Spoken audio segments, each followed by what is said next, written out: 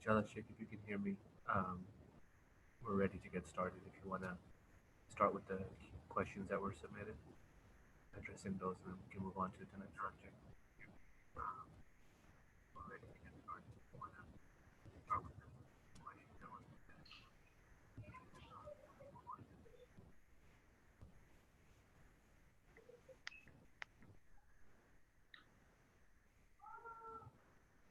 أعوذ بالله السميع العليم من الشيطان اللعين الرجيم.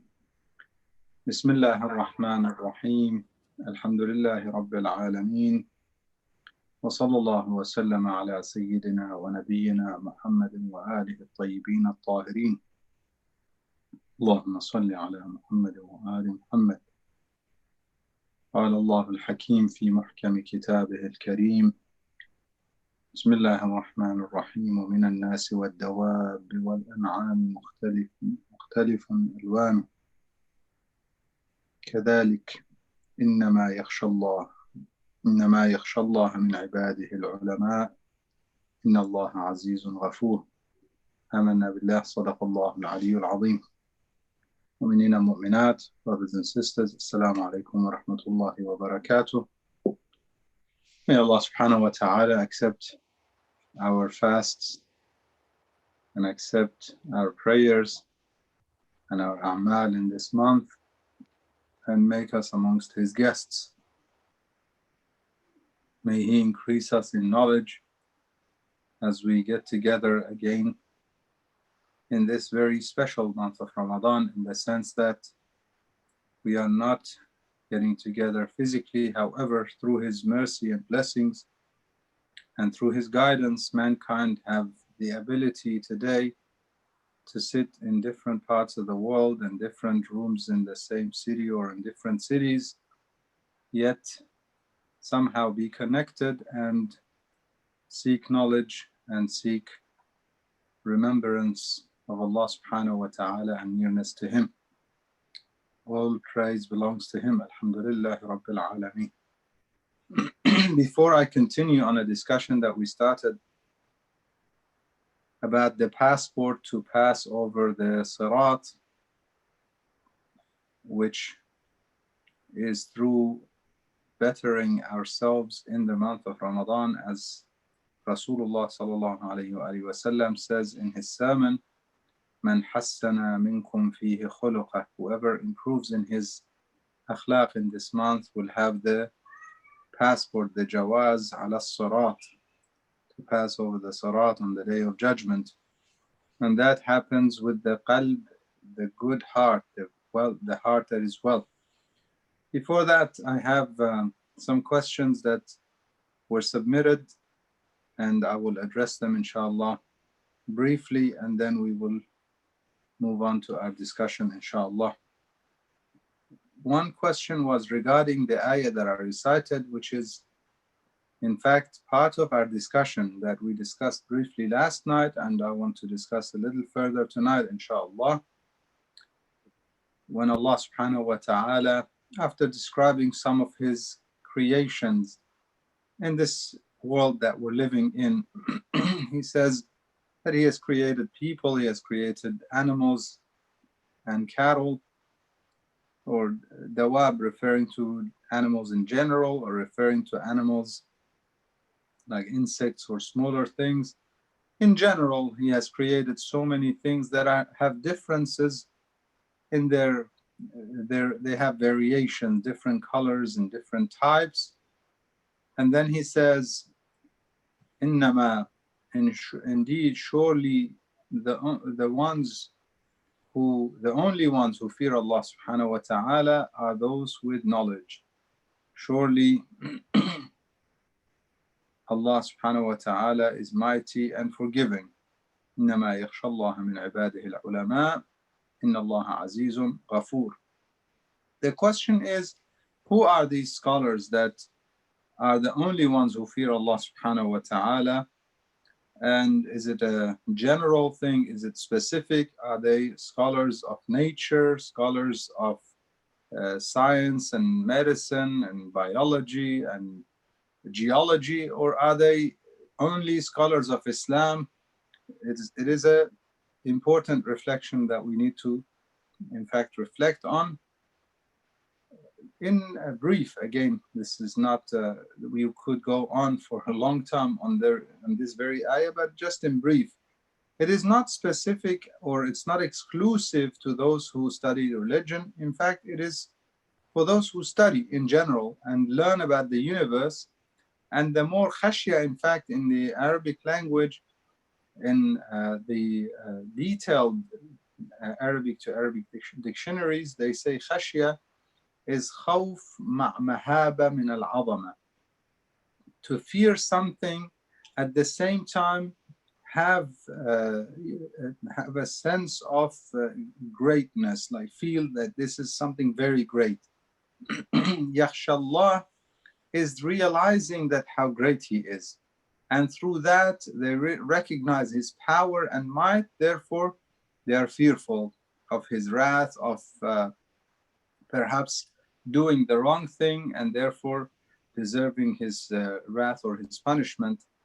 It is through them recognizing his power and might and his omnipotence, his knowledge in his creation. And again, the context of the ayah speaks of nature. Therefore, it could be anywhere. That knowledge could be anywhere. It could be people researching in laboratories, people studying viruses, perhaps as we're going through this pandemic. And they recognize, and in fact, nowadays, more and more people recognize how weak we are as human beings and how much we lack in terms of knowledge. We learn few things, and we have nanotechnology, we have microscopes that perhaps bring some of the smallest things that obviously not even the eye or magnifying glasses would not see, yet we see things that are, as they say, this virus is 1/800th of the width of a hair, human hair. One hair, you take one strand of hair and split it into 800 pieces in width. And that is how tiny this virus is. Yet, no matter how tiny it is, we have come to study it, we have come to see it with the microscopes, with certain microscopes and so on. And yet it is so powerful and we're still so confused about it. This brings a level of perhaps fear in the eyes of those who study and recognize how weak we are, how powerful and omnipotent the creator is. Therefore, that knowledge could lead to the fear of Allah subhanahu wa ta'ala. However, according to the riwayat, the one whose knowledge does not reflect in their actions, they are not really ulama. In fact, the hadith from Imam Sadiq alayhi salam, he says, وَمَنْ لَمْ يَصْدُقْ قَوْلُهُ فَعْلُهُ فَلَيْسَ بِعَالِمٍ. A scholar is not one who has information. Computers have more information than you and I. In terms of data, computers have information. However, a scholar is one that puts their information into practice. They practice what they know and they preach. That is a alim. Therefore, if a scholar, if their knowledge, if their information leads them to the fear of Allah subhanahu wa ta'ala and leads them to act on their knowledge, then they are the alim that Allah subhanahu wa ta'ala says they are the only ones who fear Allah subhanahu wa ta'ala. I'll come back to this inshallah through the discussion that we have tonight in terms of al-qalb al-salim, inshallah. The other question, I think we have a couple of minutes, so I'll try and summarize my answer on the second one. The question is regarding why is it that in Islam in terms of women, we need 2 witnesses versus 1 man. And this is in the ayah, in fact, longest ayah in the Holy Quran. Allah subhanahu wa ta'ala, in that ayah, He tells us and teaches us, as He says, وَيُعَلِّمُكُمُ اللَّهِ. He teaches us to write down contracts, to write down agreements whenever we have transactions that are not present, in the sense that you sometimes you buy and sell in that very moment. You give something and you take something in return. You don't have to write that one. However, if it's something that you are not taking right away, there is some sort of a contractual agreement for the future that you would give this, you would take this, then you would write it. That is what Islam teaches us. That is what this ayah, the longest ayah in the Holy Quran, 282 of Surah Al-Baqarah, teaches us. In there, part of the ayah, he says, وَاسْتَشْهِدُوا شَهِدَيْنِ مِنْ رِجَالِكُمْ, bring two of your men as witnesses. فإن لم يكونا رجلين فرجل وامرأتان ممن ترضون من الشهداء. If they are not two men, then a man and two women that you are pleased with in terms of witnesses. Now I'll recite the rest of the ayah afterwards, but inshallah it'll be clear eventually why is it one man versus two women. That is the question. The possibilities that I want to discuss based on the book from Shaheed Mutahhari Radwanullah Ta'ala alayh, he gives three possibilities, or four possibilities in fact. Two that are false, the next two that he refutes, and two that he says they're part of one another in a way. So the first possibility is that a woman's intellect is less than a man's intellect, and therefore you need, when you're bringing the witnesses, you need one man versus two women. So that let's just briefly study this possibility, that a man equals to two women when it comes to aql. In other words, in their journey to Allah subhanahu wa ta'ala, because al-aqlu ma ubida bihi ar-Rahman wa iktusiba bihi al-jinan. Aql is one that leads to the worship of Allah subhanahu wa ta'ala and leads to earning paradise. So if her aql is less, then based on this, she would be less likely to earn paradise and so on. When the hadith is actually the other way around. The hadith says, Inna Allah ar'afu. He is more kind when it comes to the woman than he is to men. We know from the hadith also that the paradise lies beneath the feet of mothers, for example, or many other hadith. In fact, Allah subhanahu wa ta'ala in the Holy Quran, he says, وَالْمُؤْمِنُونَ وَالْمُؤْمِنَاتِ بَعْضُهُمْ أَوْلِيَاءُ بَعْضٍ. Believing men and believing women, some are helping others. In other words, they both helping each other. The expression, that is what it means. In other words, in some cases, it is the woman who helps the man earn paradise. In some cases, it's the other way around. It is not that it is always the man, neither is it always the woman. And we have examples. For example, when we commemorate Ashura, we speak of women whom without them, their husband would have lost. It was them pushing their husbands in order to join Imam Hussein alayhi salam.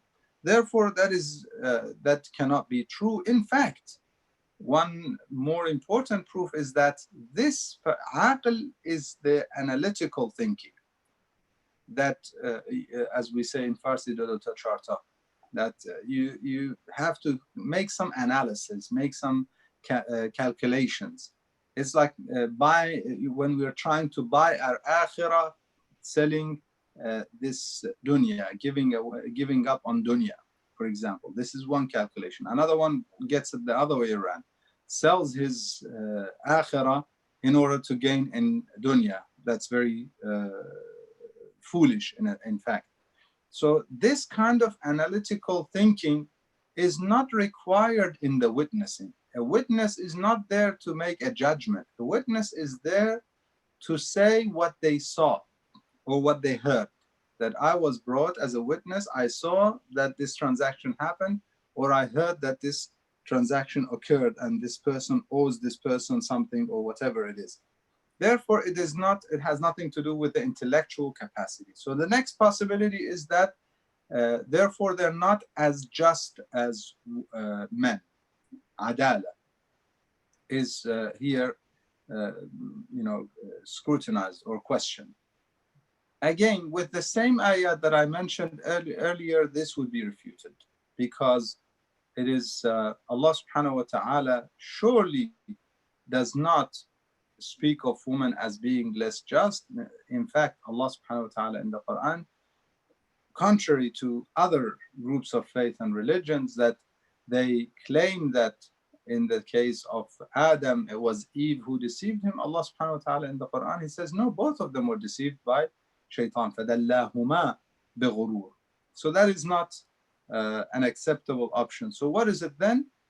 The next option is that it is their emotion that overpowers their sometimes their rational thinking. They are made that way. They are made to be more emotional, and therefore their emotions could lead to for them to feel lenient, or to feel somehow compelled to make a certain witness, and therefore a second one would be there to remind her. And the last one is that those emotions are directed in a certain direction. They are more focused in general. They're more focused on certain areas in their life, perhaps caring for their family, protecting their family, the children. In essence, the house is held by the woman in the house, the mother. So their focus would take them away from focusing on certain transactions that may take place, and therefore it would lead for them to forget. It's not that their mental capacity is less, that they forget because they're less intelligent or they have less of a memory. Rather, in general, we see it the other way around. Rather, it is that their focus is, as we grow older, we focus on certain things, therefore we forget certain things. We forget certain names, certain places, in fact, you ask people what they ate. It's not that they forgot what they ate because they have such a bad memory. No, they didn't. If they didn't pay attention to it, because their focus is elsewhere. As in this particular ayah, Allah subhanahu wa ta'ala speaking of transactions, men are busy out there making transactions and so on. And this woman, you bring her, her focus is her family. It's not about these people making a transaction. Therefore, she may forget, and the other one would remind her. That is what one of our greatest scholars and philosophers, Allama Shaykh Mutahhari, gives. And inshallah, it is to those who ask the question that suffices. Back to our discussion. After the lecture, inshallah, after the speech, if anyone has further questions or clarifications or recommendations, suggestions, inshallah, we'll be happy to hear from them. Back to our discussion, just a quick summary. The first night, I spoke of the importance of the clean heart. Allah subhanahu wa ta'ala only accepts from those who have the clean heart. يوم لا ينفع مال ولا بنون إلا من أتى الله بقلب سليم. It's like when you go to the bank holding fake notes. They will not accept it from you. You could make fake notes in other places. You can deceive people. But you go to the bank, for instance, and they have the machine.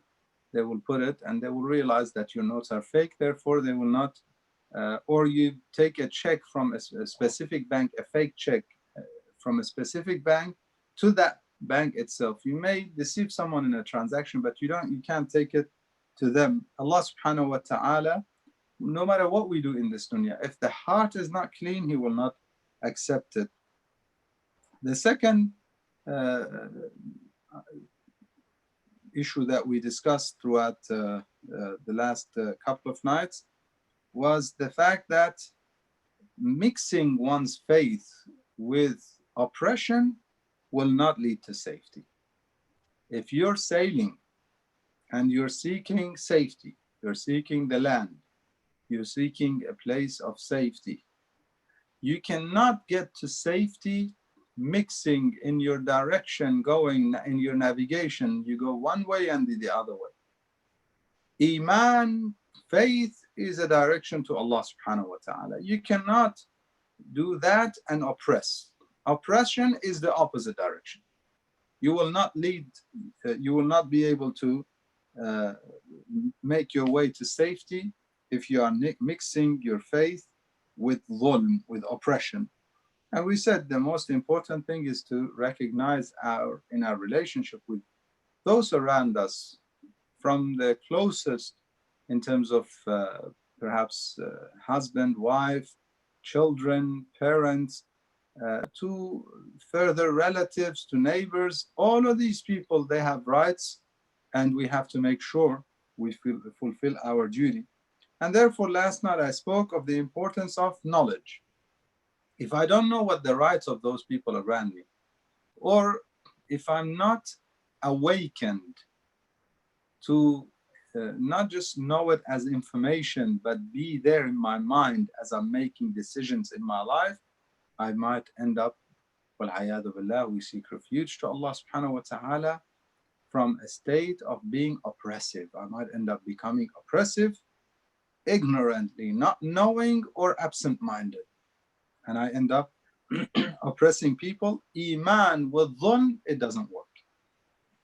You can fast and pray. There are people who prayed and fasted. In the end of the day, their ending was horrible.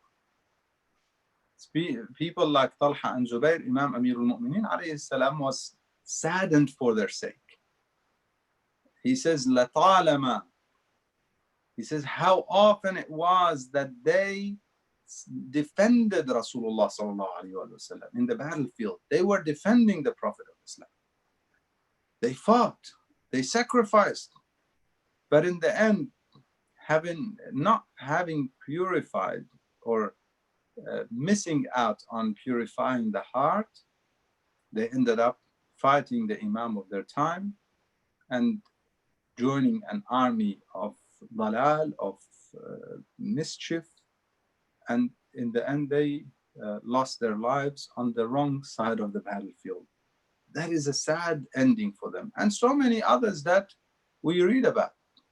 You know, in Karbala, Imam Hussein alayhi salam, in one of his sermons, he mentioned some of the great names that were individuals who also fought alongside with Amir al-Mu'mineen alayhi salam, Shabath ibn Rab'i, and so on. He said to them, you wrote to me. They fought with Amir al-Mu'mineen. They wrote letters to Imam Hussein alayhi salam. In the end, what happened? This is where we need to be careful. This is where we need to make sure we purify. Just by saying that we are the Shia or the lovers of Ahlul Bayt doesn't help us. We need to make sure we purify our hearts. Otherwise, the test will come, and God forbid we fail at our test. We need to seek knowledge, and we need to implement whatever we learn. Knowledge is the life. I gave the example from the words of Imam Amir al-Mu'mineen alayhi salam. Knowledge is the life of the heart, as the body has, you know, when the body has the ruh in it and the body is alive, the ruh, or the heart, requires knowledge to remain alive. Otherwise, we would be, as they say, like zombies. We would be walking dead. We would be the ones who would only wake up when we die. When we die, then we see the realities and we wake up to those realities. The next point that we also discussed briefly is regarding the diseases of the heart and how they are the ones who lead to sinful behavior. It is maradul qalb that reflects itself in certain behaviors, unethical behaviors. That is why when we want to man hassana fihi khuluqah, when we want to better ourselves in our akhlaq, it works with purification of the heart. When we purify the heart, then automatically our akhlaq will be better. Obviously, it does take some training. Obviously, it does take uh, basically persistence, continuously, constantly doing something in order for it to become more of a habit. It does require a teacher or a trainer, a murabbi, someone who's there always reminding us. It is a blessing from Allah subhanahu wa ta'ala if you have a partner, a spouse, a husband or a wife that is always reminding you, that is always pointing your faults to you, not in a demeaning manner, not just to put you down, rather to help you reflect on yourself, better yourself. It's a blessing to have someone like that. It's a blessing to have a teacher or a parent. If you have a parent who criticizes you for your own sake, in your own privacy, tries to teach you, remind you. If it works the other way around, sometimes it could be the other way around. Obviously, from a child or from a son or daughter to their parent, it has to be with a lot of respect and a lot of care, that it does not offend them in any way. However, we need people around us to remind us. In fact, the importance of participating and attending Islamic seminary that I say to people, besides the knowledge, nowadays you could gain knowledge or listen to recordings perhaps of great scholars. However, when you go in that environment, you have people around you who are constantly reminding you, this is makruh, this is mustahab, don't miss out on this, do not do this. Students, colleagues who are, people who we call hambahs, people who we do discussions with, tutorials with, studies besides the actual classes and so on. They're always reminding each other, and that's how they help each other better themselves. We could have that here. We could have that within our Islamic centers. In fact, Islamic centers, again, we are missing on getting together physically these days and getting together in the centers where we can remind each other. And one should be happy and pleased to hear the reminders so that they can improve. We need the knowledge, and then we need the reminders. Otherwise, if we do not, then the diseased heart will lead into sins and so on. Another point that I want to also mention is that diseases of the heart lead to a miserable life. Miserable life here before the hereafter. Remembrance of Allah subhanahu wa ta'ala is synonymous with what? With peace and tranquility. Allah subhanahu wa ta'ala says, أَلَا بِذِكْرِ اللَّهِ تَطْمَئِنُّ الْقُلُوبُ. A heart that is not remembering Allah subhanahu wa ta'ala is going the opposite direction. وَمَنْ أَعْرَضَ عَنْ ذِكْرِي فَإِنَّ لَهُ مَعِيشَةً ضَنْكًا. Whoever turns away from the remembrance and from the reminders from Allah subhanahu wa ta'ala, then he will have a difficult life here. وَنَحْشُرُهُ يَوْمَ الْقِيَامَةِ أَعْمَى. Then he will be resurrected blind on the day of judgment. He says, why? رَبِّ لِمَ حَشَرْتَنِي أَعْمَى وَقَدْ كُنْتُ بَصِيرًا. I used to see, why am I blind here? Imagine being blind. Imagine not being able to see, not for a day or two. Imagine you have some sort of an illness that causes temporary blindness. How would life be? Just close your eyes for an hour of your day. How would life be? No, 10 minutes. Just try it. 10 minutes. Close your eyes and see how life would be.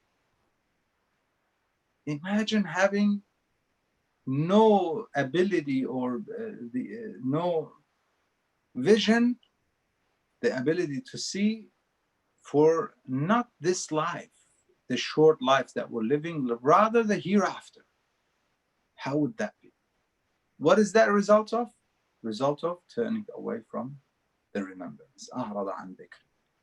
Diseases of the heart not only would cause, not only over there would be blind, which is the worst thing, which is much worse than what happens here. But you want to know the reality of it, here you will see the problems. The disaster starts here. Difficulties, people unhappy. You speak of those people who commit suicide, yet they have millions, or they seek pleasure through drugs and some, alcohol and some certain drugs and certain pills and so on. All of this, why? They're not happy. There's something lacking. They're not fulfilled. They cannot find fulfillment. It's like a stomach that's hungry. In the days of the month of Ramadan, you look at anything that's food and you start salivating, even though it might not be something so delicious that you really like. If you went fasting, you would not even look at it. Yet when you're fasting, it's so, they are seeking, they are so hungry, and they're looking for something to fill their hunger, to fulfill them. And so they seek it from things that give them it's a temporary fix, make them feel high for, marijuana or whatever it is. And now it's becoming a main thing or major problem in this country, amongst some Muslims as well, looking for fatwas as well. In any case, that's not my discussion, but why is it? Simply because أعرض عن ذكري. They turned away from the remembrance of Allah subhanahu wa ta'ala. The heart is not fulfilled. Therefore, they seek it here and there. And diseases of the heart would lead to unhappiness in this dunya. Obviously, in the hereafter, the greatest regret that one realizes that they did certain things, but it's not accepted. Why? إنما يتقبل الله من المتقين. Allah subhanahu wa ta'ala accepts from muttaqeen. Taqwa is in the qulub. Taqwa al-qulub. Taqwa is from the heart. It is the intention of the amal. That is why we need to focus on purifying the heart. This, again, is a summary of what we have already discussed. Now to come into the actual topic, and how do we start? Where do we start? Where do I start? I want to clean my heart. There are so many diseases. Where do I start? There is perhaps the issue of ego, pride, the issue of jealousy, the issue of perhaps hatred, the issue of greed, the issue of loving to have positions, power, wanting power. All of these things, and inshallah I'll come to some of them and discuss them in the next few nights. However, all of them you can summarize in one thing. And I want us all to focus on this. All of these problems, all of these diseases of the heart, you can put them all together under one banner, one umbrella that covers them all. What is it? The hadith from Rasulullah sallallahu alayhi wa sallam, he says, حب الدنيا أصل كل معصية وأول كل ذنب. Love of dunya is the root of every act of disobedience, and it is the starter of every sin. Imam Sadiq alayhi salam, he says, رأس كل خطيئة حب الدنيا. The head,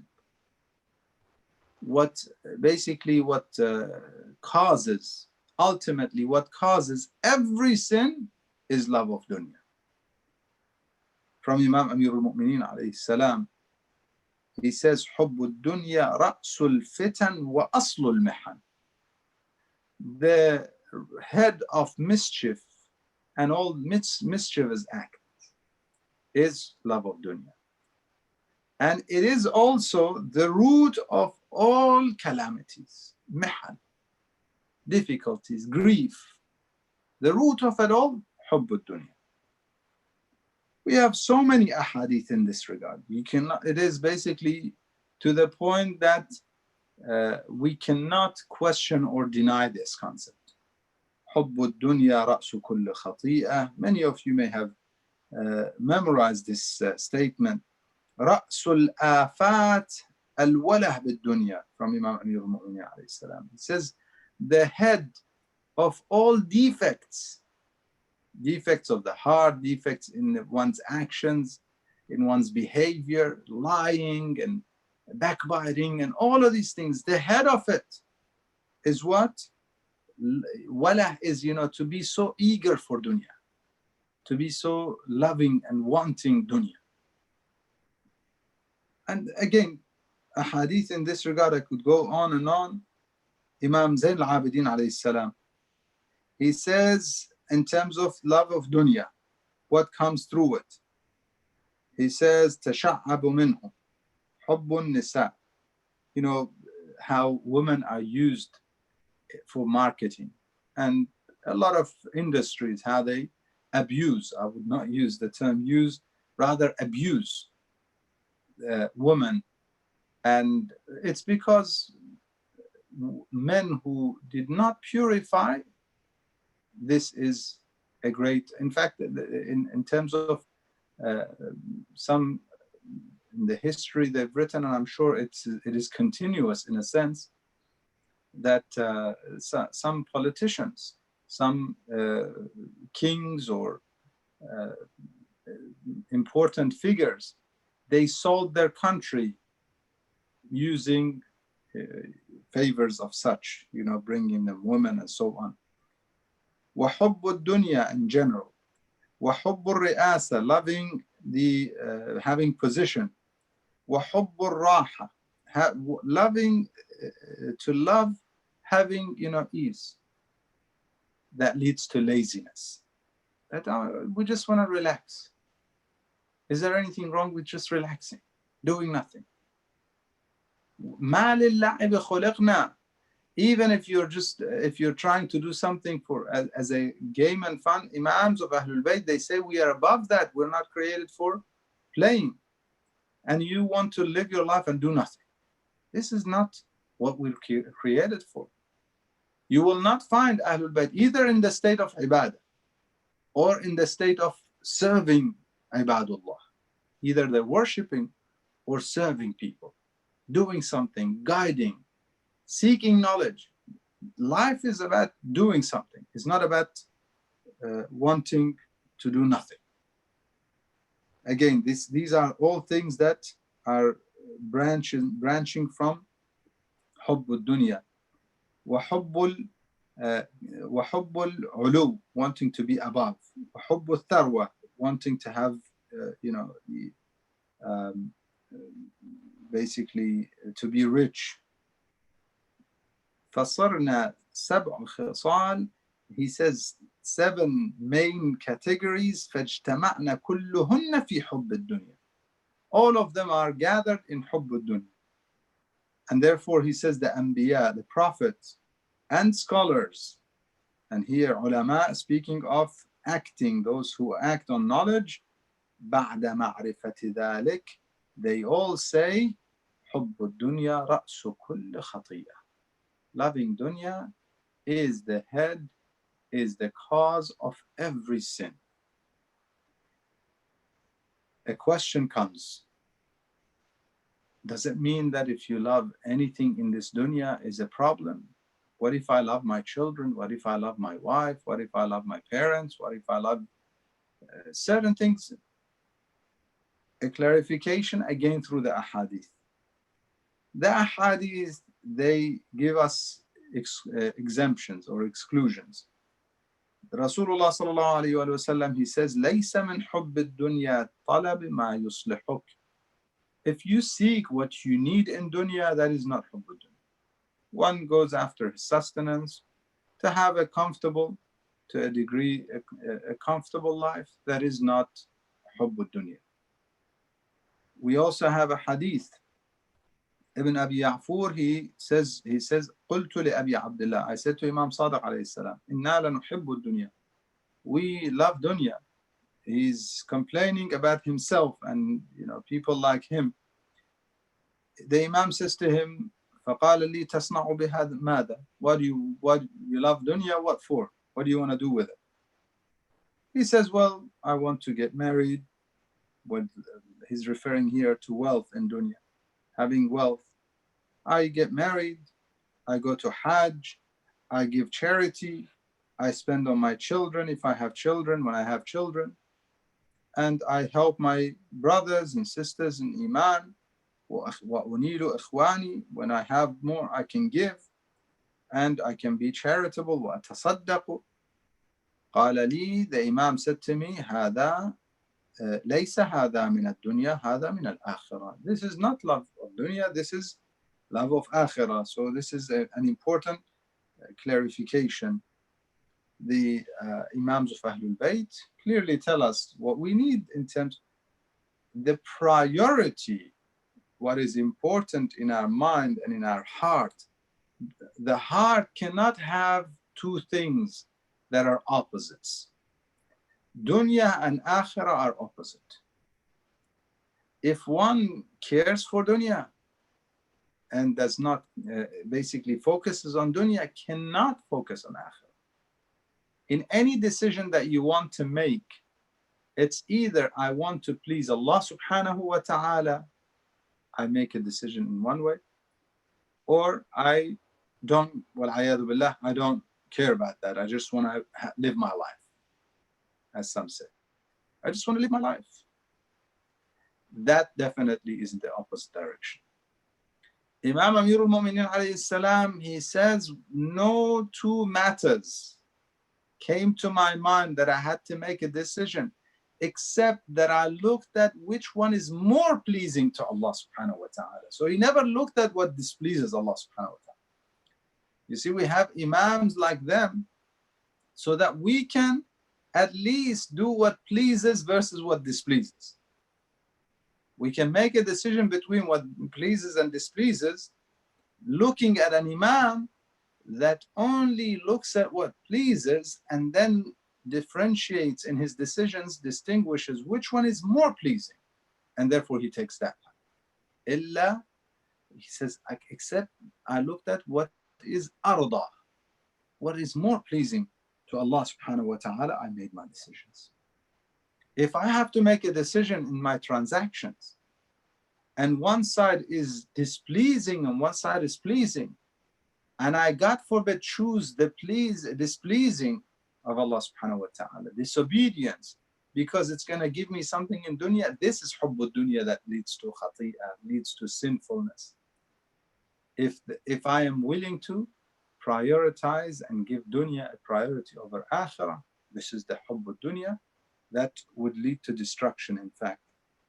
What are some of the results?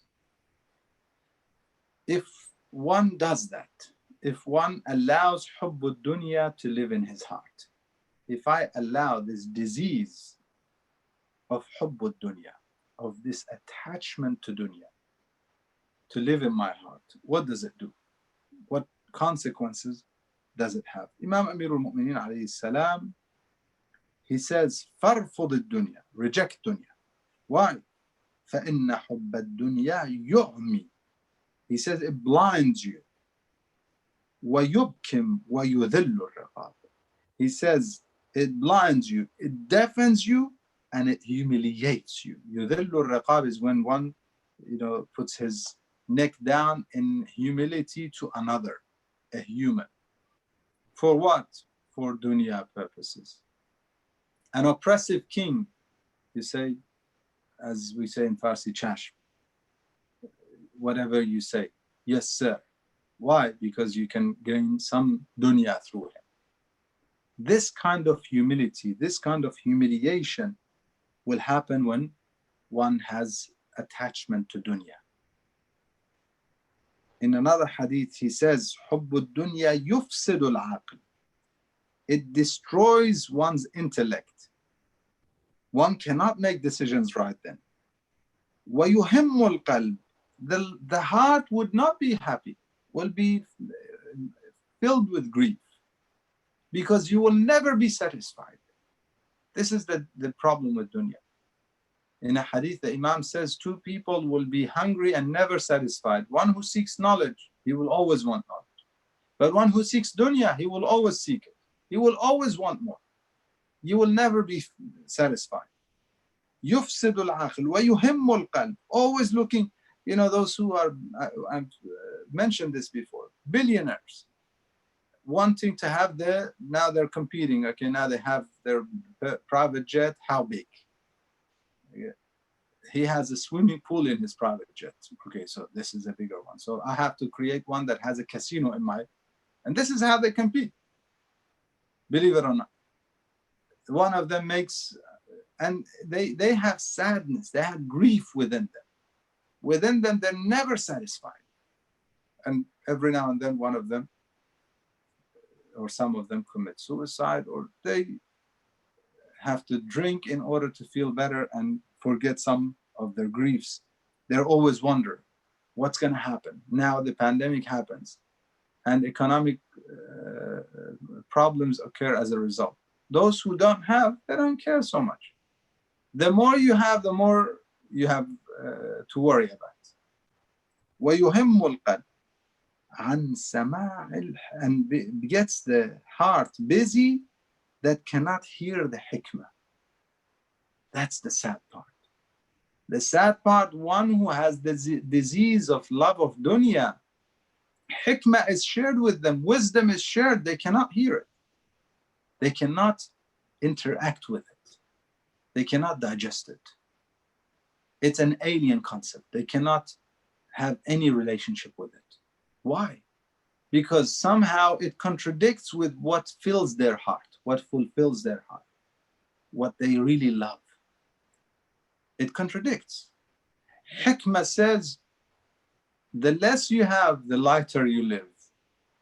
And how would he deal with it when he loves all these things around him that he has? وَيُهِمُّ الْقَلْبَ عَنْ سَمَاعِ الْحِكْمَةِ وَيُوجِبُ eventually وَيُوجِبُ أَلِيمَ الْعَقَابِ. Eventually it leads to severe or painful chastisement and punishment. These are some of the results. Some of them are beautifully put in some poetic sense, in words from Ahlul Bayt salawatullah wa salamu alayhim. He says, مَنْ غَلَبَتِ الدُّنْيَا عَلَيْهِ عَمَى عَمَّا بَيْنَ يَدَيْهِ. Whoever dunya overpowers him and becomes victorious over him, he will be blind to what is before him. Referring to what? We all are going to die. Nobody will live here forever. Nobody. Absolutely nobody. So what is in front of us, what is ahead of us, is a journey. He is blinded of that journey, one who dunya has control over him, has control over his heart. In another one, he says, مَنْ لَهِجَ قَلْبُهُ بِحُبِّ الدُّنْيَا الْتَاطَ قَلْبُهُ مِنْهَا بِثَلَاثٍ. He says, whoever his heart is filled with love for dunya, his heart will be affected with 3 things from dunya. One is a sadness, a grief that never departs. And one is greed that never leaves him, never frees him. And the last is hope that he would never achieve. Things that he dreams, always dreaming of. And the sad part is, when we were children, some of us, all we wanted are certain things in life. You get them, is that enough? No. Now the next dream, and never finishes. Imam Sadiq alayhi salam, he says, "Man ta'allaqa qalbuhu bid-dunya, ta'allaqa qalbuhu." Similarly, 3 characteristics. His heart clings into Three things, him who clings into dunya: sadness, hope, and or basically the kind of dreams that he will never achieve.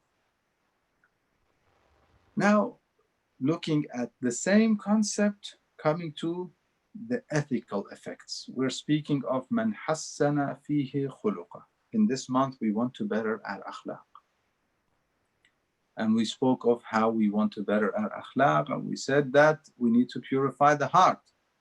And the biggest disease in the heart is hubbud dunya. Now look at what hubbud dunya does to our akhlaq, to one's ethics, to one's morality. Let's look at what it does to them. Imam Amirul Mu'mineen alayhi salam, he says, whoever loves dunya, it will bring into his heart a never-ending greed, never-ending. They're willing to kill, and here I'm paraphrasing. They're okay with lives being lost, hundreds or thousands or millions of lives, just so that they can get the things that they are desiring and hoping to get.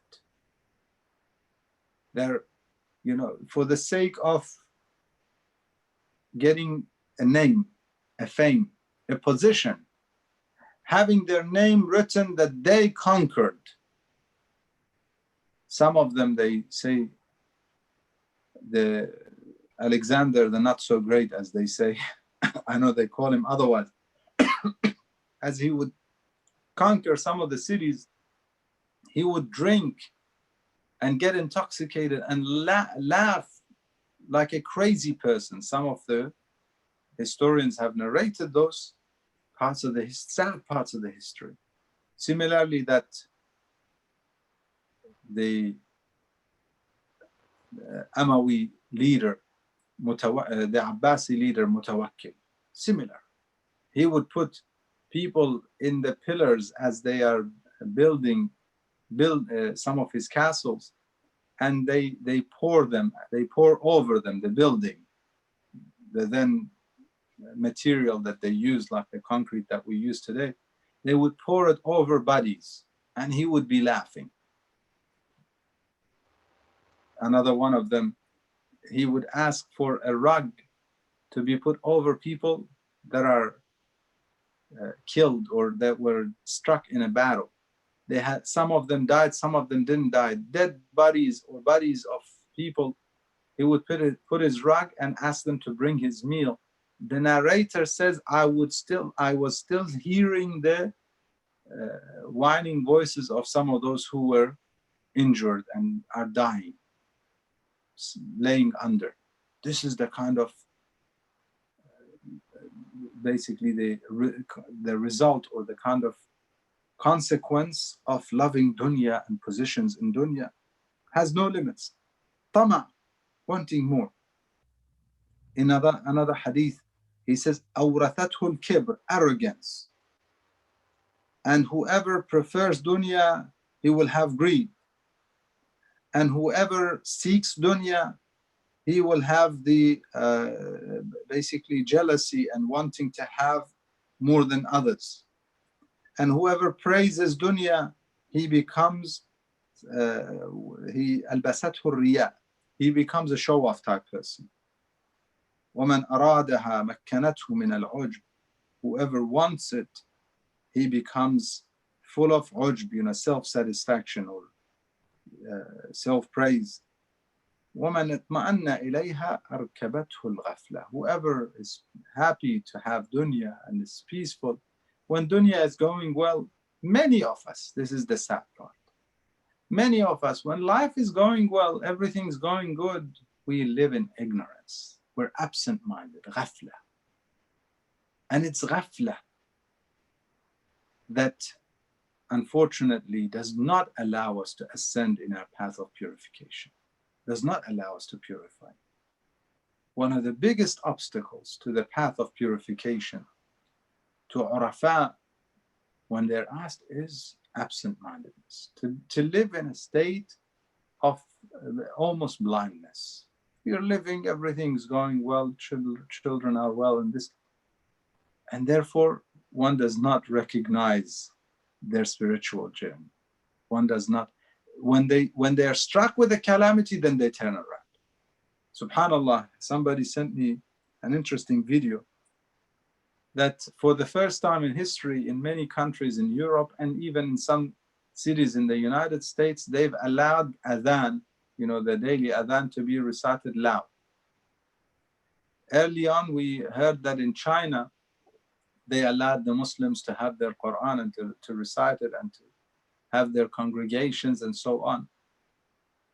So similarly, they would probably allow other groups of faith, because turning to Allah subhanahu wa ta'ala, turning to the Almighty God, regardless, for them, this disease and pandemic woke them up and brought them back to the realization that there's a power above them.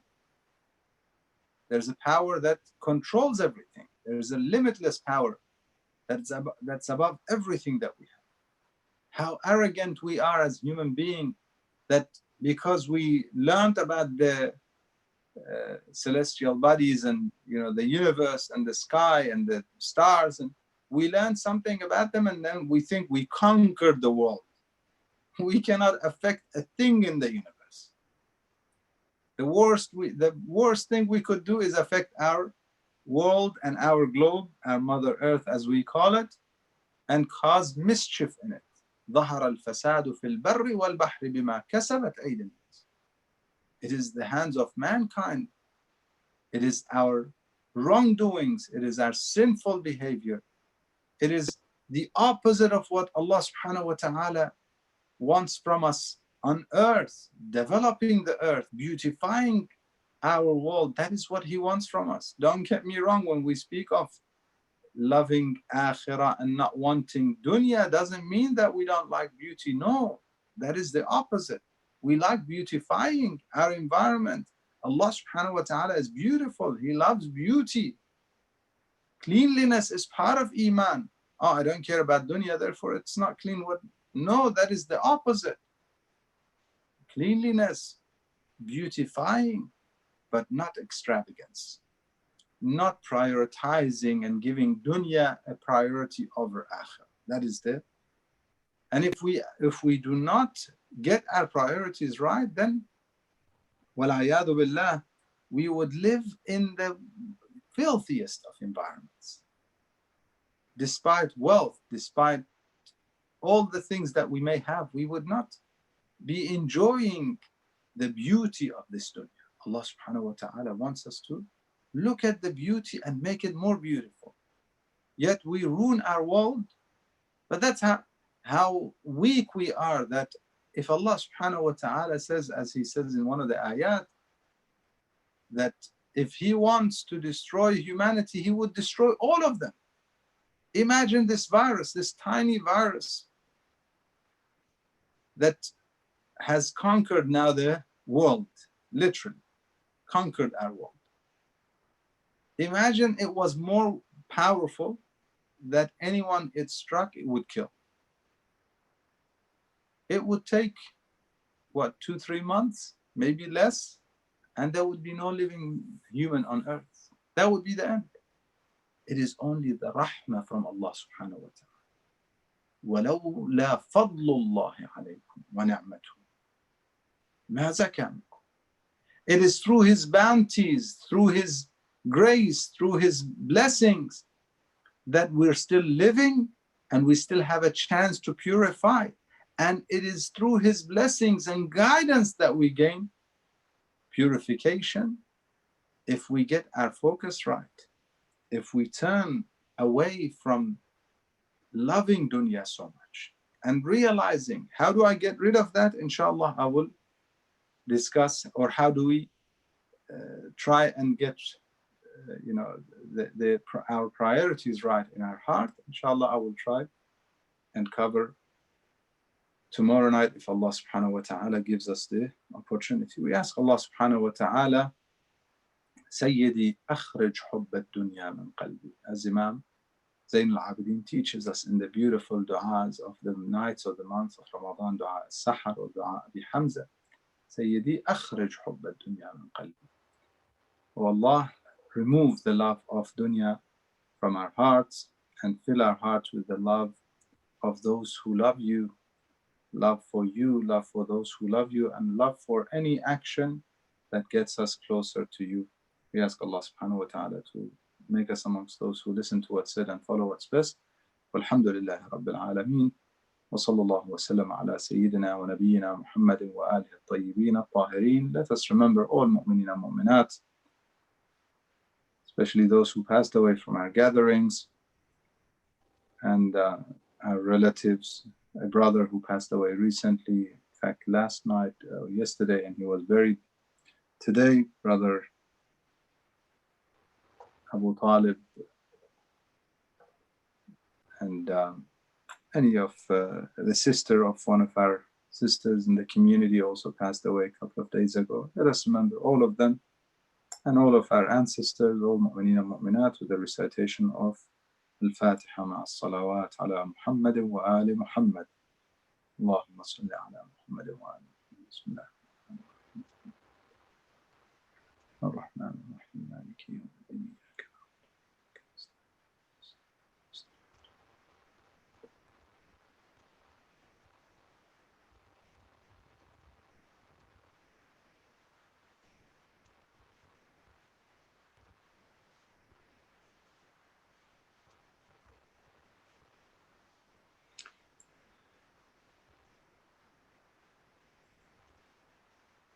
Do we have the social time?